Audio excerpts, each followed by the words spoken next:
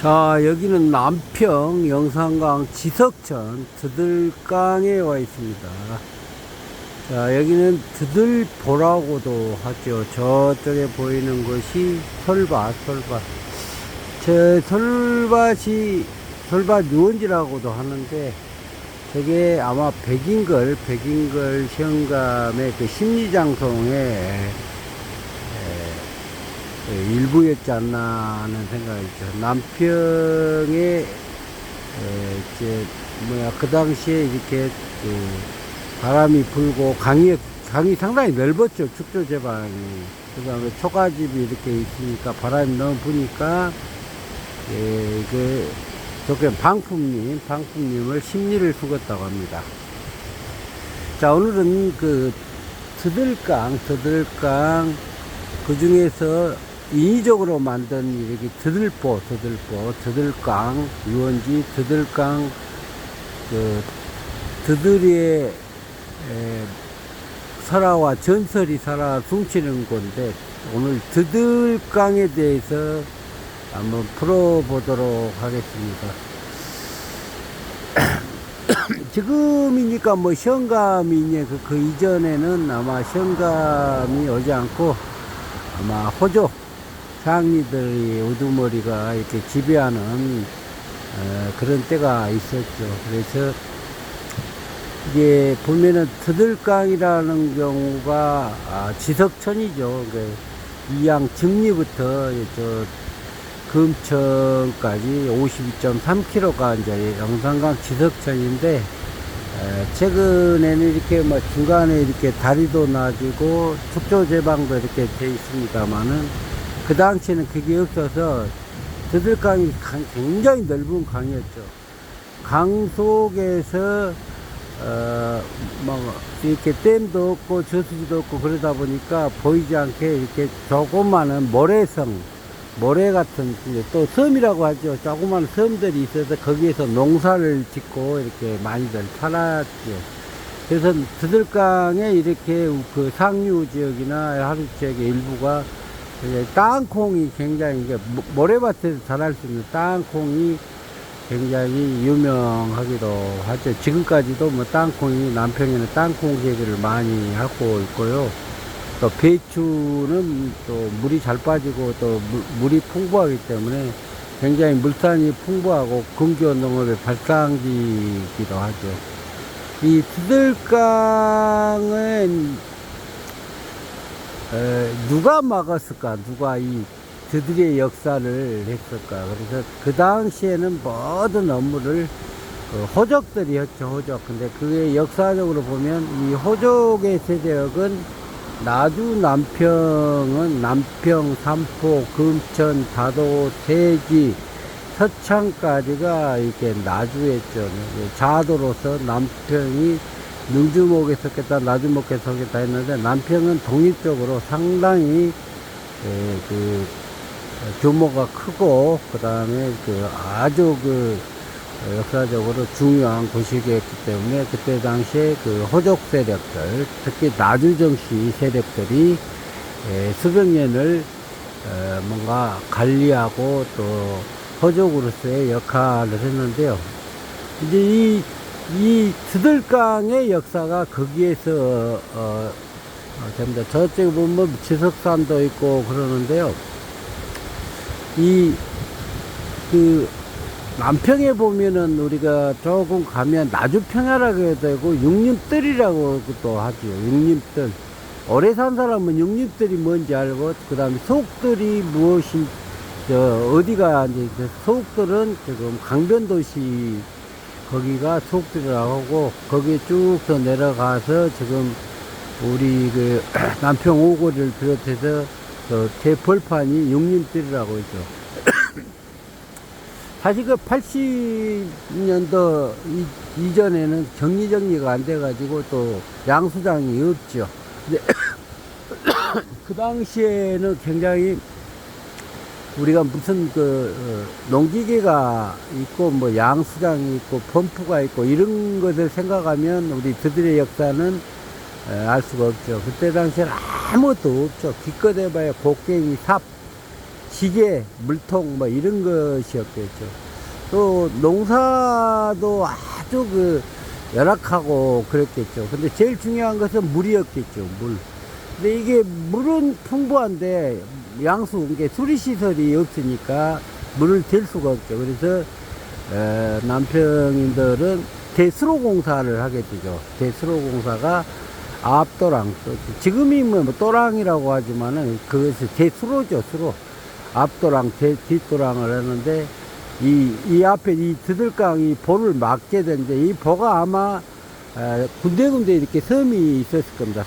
섬이 있는데 그 섬과 조그마한 그 모래수로 돼 있는데 그 섬과 섬을 막아 가지고 이 배수를 할 수 있도록 해서 결국은 속들이 금싸레기 땅이었죠. 그때 당시에 물이 그냥 자동으로 금방 들어오니까 농사를 거의 뭐 밥도 못 먹을 때 그냥 그 농사가 잘 되니까 그 속들 땅이 아주 좋은 땅이었고, 하여튼 물이 들어가고 농사가 잘 된 땅은 그때 당시에 농경시대였기 때문에 굉장히 좋은 땅으로 이렇게 각광받았죠. 그래서 남평인들이 이 드들강보로 인해서 참 물산이 풍부하고 살기 좋은 남평읍내 호적 등산에 못 살겠네, 뭐 말은 또 정시 등산에 못 살겠네, 이게 어느 제가 얘기한 게 아니라 이제 어느 사학자가 여러 가지 자료를 찾아보니까 그게 그런 내용들이 나온 거죠. 그러니까 남평은 살기는 좋은데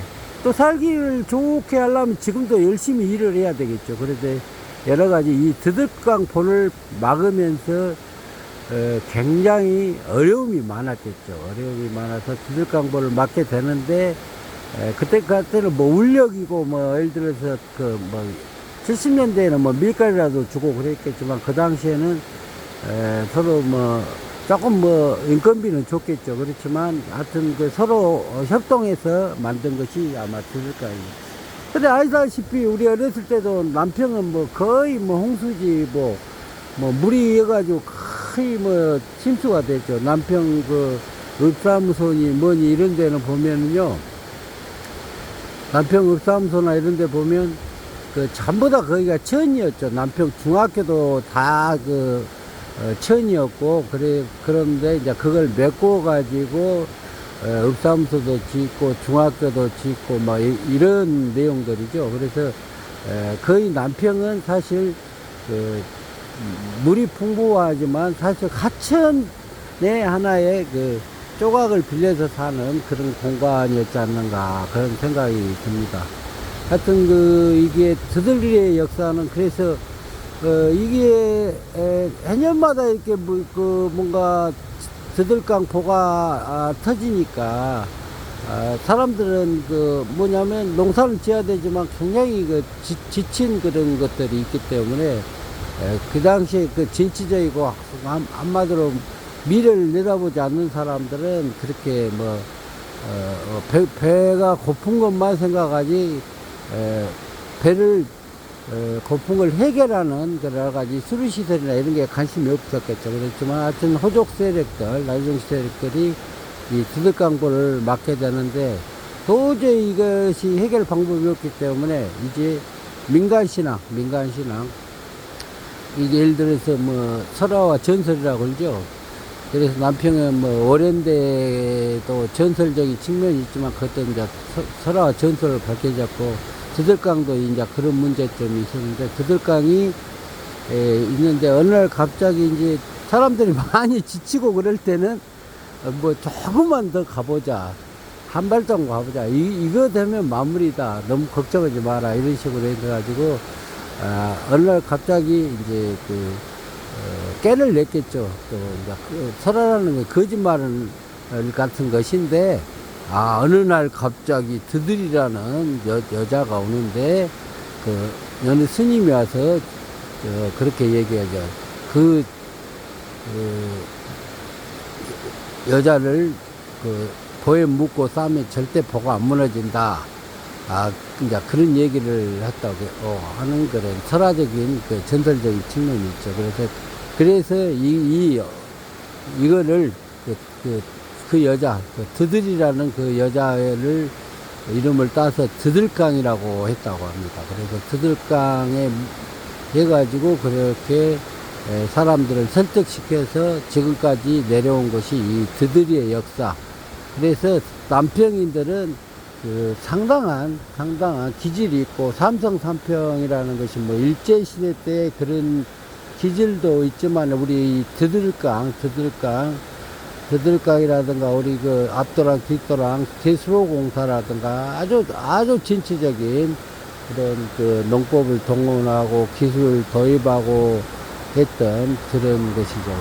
그래서 그 당시에 호족들은 우리 정다산의 정약용의 나유정 씨 후예들, 또 그 후예 분들이 이 드들강 보를 막았다는 그런 그 내용입니다. 그래서 이 드들강의 역사는 우리 남평인들의 정성과 혼이 살아 숨쉬는 곳이고, 지금도 우리 아름다운 설반유원지, 사실 이게 이제 강이 이렇게 드들강포를 막다 보니까 60, 70년, 80년대까지는 사실 그 교통이 안 좋았지만, 남평은 그